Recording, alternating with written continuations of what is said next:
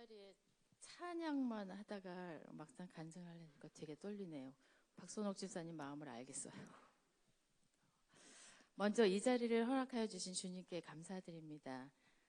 목사님께서 전화가 와서 손 집사님 송구영신 예배 때 간증 한번 하시겠어요 하고 말씀을 하시더라고요. 근데 사실 제가 내가 무슨 하고 이런 마음을 먹었었는데 목사님께서 창대교회 다니면서 그동안 하나님께 저에게 부어주신 은혜와 사랑을 좀 자랑 좀 마음껏 하시라고 해서 제가 그러겠나라고 하고 이 자리에 섰습니다.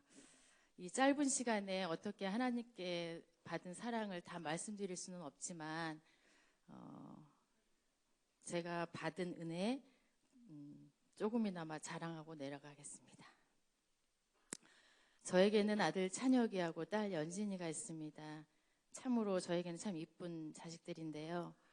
어른들에게 칭찬받고 하나님의 자녀로 살아가는 모습이 참 기특하고 저를 참 행복하게 해주는 아이들입니다. 권사님, 집사님들이 늘 칭찬하시며 부러워하시는 찬혁이, 연진이가 지금처럼 하나님을 경외하며 믿음의 자녀로 굳건히 서며 주님께 쓰임받는 자녀로 준비되어가는 자녀가 되길 소명해 봅니다. 하종래 권사님, 네. 저 혹시 남편의 그 뒤꿈치만 봐도 미운 적 있으셨나요? 12번도 더 있으셨어요.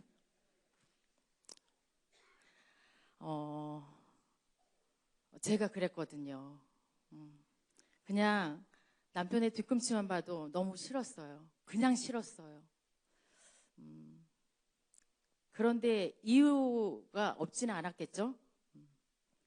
그냥 우리 신랑 같은 경우는 이렇게 퇴근하고 오면 나 왔어. 이게 하루의 전부 하는 말. 그 말이 전부인 사람. 그냥 내가 뭐 이렇게 물어보면 단답형으로 돌아오고 대화가 끊기는 사람. 그래서 답답했어요. 저는 사실 너무 말이 없는 게 제가 이런 말도 했어요. 입은 먹으라고만 있는 게 아니다. 좀 말을 해라, 말을. 제가 그렇게까지 남편을 좀 닥달을 해봤는데 그 타고난 천성이 안 바뀌더라고요. 집에 있는 시간이면 먹고 자고 또 먹고 자고 그러다 뭐 책 좀 읽다가 또 자고 저 인간은 잠귀신이 붙었나. 저는 늘 그게 불만이었습니다. 사실 저희 부부는 싸울 때에도 일방적으로 저만 한 1시간 정도 남편한테 따다다다다 뭐 이렇게 했지 남편은 별 반응이 없거든요. 그러니까 나만 속이 터지고 답답한 것은 항상 제 몫이었습니다. 목욕탕에 수건 거는 거, 치약을 이쁘게 안 짜는 거, 외출할 때 옷 삐딱하게 입는 거, 단정하게 안 입는 거, 밥 먹는 모습, 껌 씹는 소리 아무튼 하나하나가 다 싫었어요. 죄송합니다. 밖에 나가면 모든 사람들에게 호인이라는 소리를 듣는 남편이 왜 나한테는 그저 답답한 사람일까? 진짜 답답했거든요. 그런데 어느 날 친구가 저한테 그랬어요. 너 남편 로또인 줄 알아라. 그래서 뭐라고? 그랬더니 너는 신랑하고 안 맞아도 너무 안 맞아. 그러니까 로또야.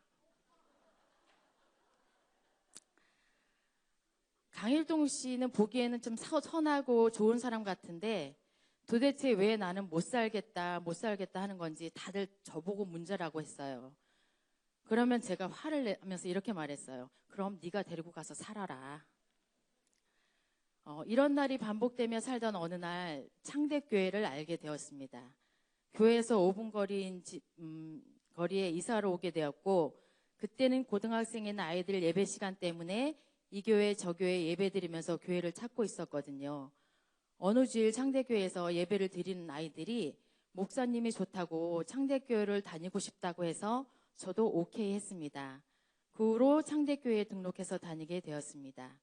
그리고 창대교회에서 이제 저에게 전혀 다른 믿음 생활이 시작되기 시작했습니다. 예배를 드리는 날마다 저는 눈이 퉁퉁 붓도록 울기만 했습니다. 기도 시작도 전에 눈물이 흐르기 시작하면 멈추질 못하고 그냥 아버지만 말할 뿐 특별한 기도도 나오지 않았습니다. 그렇게 1년, 2년의 시간이 흐를 때쯤 기도가 나오기 시작했습니다. 아버지, 저는요, 다른 부부들처럼 평범하고 행복하게 살고 싶어요. 부부가 마주 앉아 밥도 먹고 예쁜 카페에 가서 향이 좋은 커피도 마시고 길을 걸을 때 다정하게 손도 잡고 무료할 때 갑자기 영화도 보러 가고 쇼핑도 같이 하고 두부를 하나 사러 마트를 갈 때도 같이 가는 이렇게 행복한 부부가 되고 싶어요. 사실 이런 기도를 하는 제가 참 놀랍고 신기했습니다. 그렇게 살기 싫고 왼수 같은 남편하고 살고 싶다고 기도를 하기 시작했습니다. 그런데요, 사실 남편이 너무 싫어서 왼수 같고 살기 싫다고 할 때도 이런 기도는 안 했던 것 같아요. 하나님, 나 이혼하고 싶어요. 이 남자랑 못 살겠어요. 이혼하고 박보검 같은 남자랑 만나서 행복하게 잘 살고 싶어요.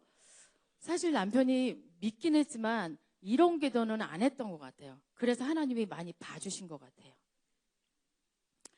늘 남편에게 불만은 있었지만 그래도 기도는 늘 내 눈을 열어 남편을 예쁘게 볼 수 있게 해달라고 내 입술에 주님의 마음이 있어 말을 할 때도 사랑의 말을 할 수 있게 해달라고 기도가 시작되었던 거예요. 남편의 행동에도 그럴 수도 있지 이런 마음을 품을 수 있게 해달라고요. 그런데 이런 기도와 나의 생활은 닮지 못했습니다. 기도는 기도일 뿐이죠. 그러니까 말씀이 나의 삶에 적용이 안 되었습니다. 그리고 속으로 이런 생각을 했어요. 나니까 너 데리고 사는 줄 알아라. 너 같은 답답한 인간하고 누가 살겠니? 내가 참고 살았으니 이혼도 안 하고 산 줄이나 알아라.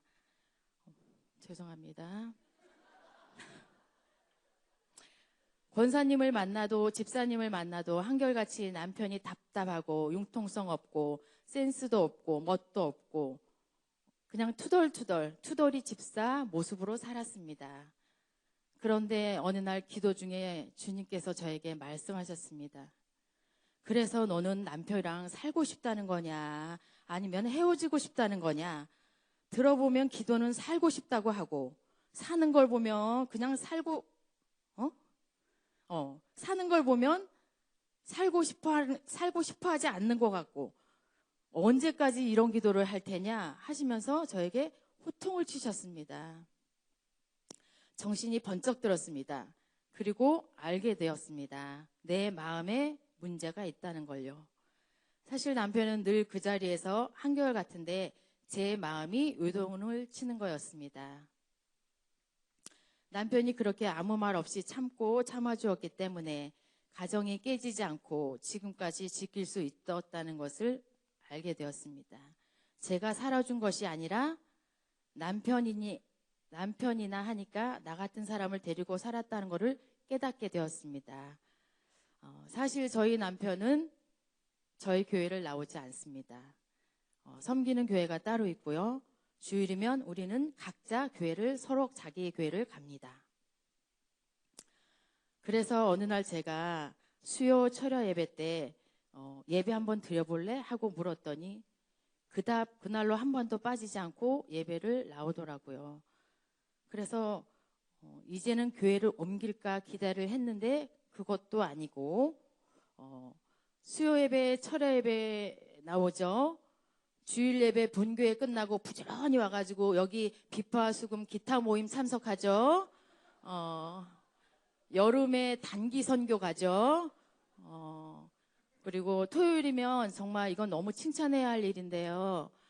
본인이 바쁘지 않은 이상은 토요일 오후 한 5, 6시쯤 되면 부지런히 회사에서 일 끝내고 이거 있죠. 청소하는 거에 뭐 이렇게 기다란 집게 하나 들고 이 교회 주변 한 1시간 동안을 청소합니다. 저희 남편이 그런 남자예요.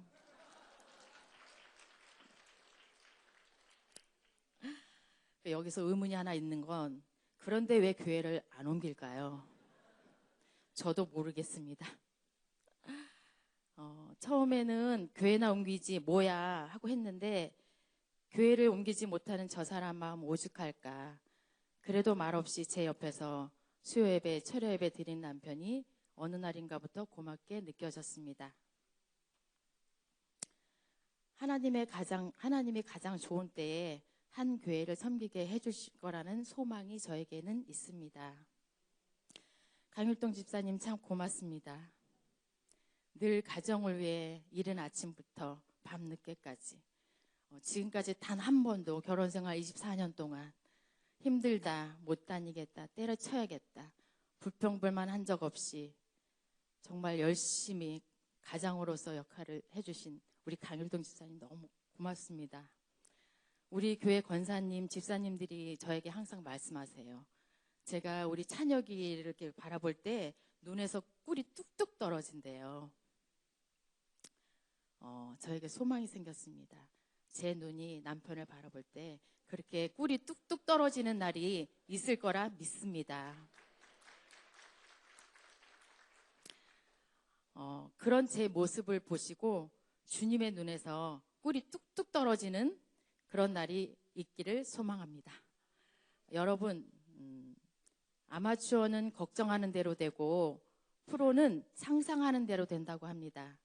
저는 앞으로 주님이 저를 보시고 기뻐하시며 흐뭇해하시는 모습을 상상하며 살 것입니다. 더욱더 성숙하며 기도의 자리를 지키며 섬김의 자리를 지키며 창대교회 성도로 좋은 씨앗을 심어 열매를 맺는 성도로 선한 영향력을 끼치는 성도로 프로의 믿음으로 살겠습니다. 2020년에는 성도님들의 각 가정에 주님의 놀라운 일하심을 기대하는 해가 되기를 바라봅니다. 두서없는 말 들어주셔서 감사합니다. 베리 땡큐.